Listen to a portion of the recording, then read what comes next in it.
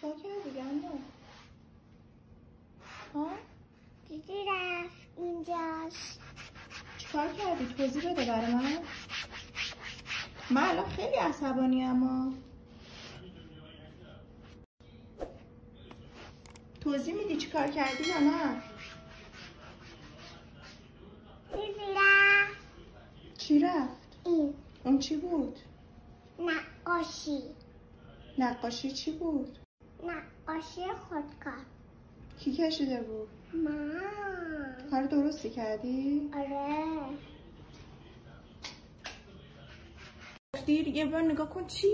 مامان عزیزم منو ببر زودتر استخر تا دیرم شده میخوام برم.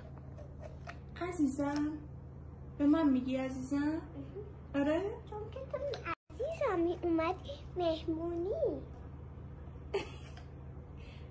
گندم کتکت بزنم؟ نه نمیشه.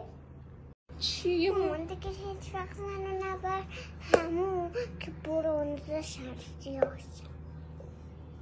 یعنی چی؟ سفیده به این جیگری هستی؟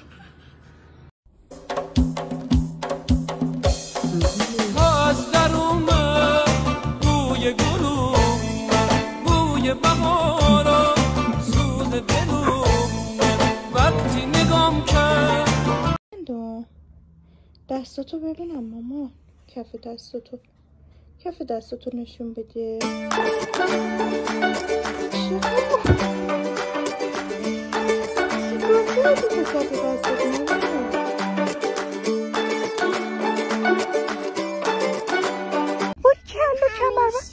من همیشه کمربندم رو میبندم ولی تو نمیبینی. جون